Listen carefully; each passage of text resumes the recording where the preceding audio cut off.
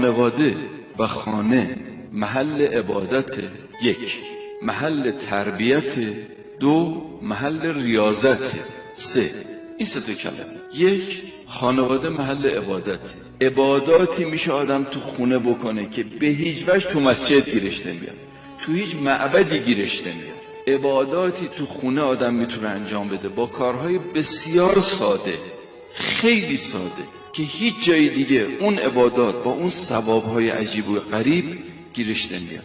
در روایت هستش از پیغمبر اکرم که فرمود اگر زن و شوهری اگر کنار هم دیگه تو خونه بشینن، کنار هم بشینن، درد و دل بکنن، احب الی الله من اعتکاف فی مسجدی هذا، این پیش خدا محبوبتر از اعتکاف تو مسجد من پیغمبره. همین که با هم بشینن، شوخی بکنن، درد و دل بکنن. ببینید این روایت پیغمبر شما تا حدی معنای عربیشو میتونید متوجه بشید.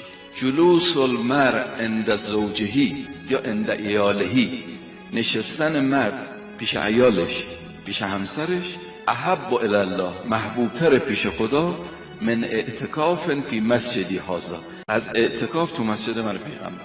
باز در یه روایت دیگری پیغمبر فرمود اگر زنی یه ظرف آب بده دست شوهرش، از باب این که من حواسم به تو هست، با این نیت، با این قصد، فرمود ما من امرأة تسقی زوجها شربة من ماء، زنی نیست که یه ظرف آب دست شوهرش بده الا و کان خیرا له من عبادت سنة، از عبادت یک سال که صیام نهارها قیام لیلها، روزاش روزه باشه، شباش شب زنده دار باشه، اون یه ظرف آب دادن بهتر. کار به این سادگی، یه ظرف آب دادن.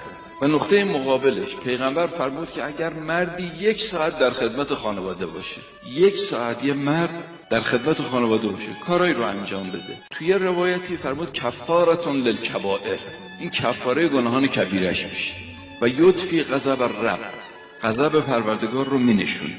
در یه روایت دیگری پیغمبر فرمود کان خیر له من عبادت 1000 سنة، از عبادت 1000 سال براش بهتر.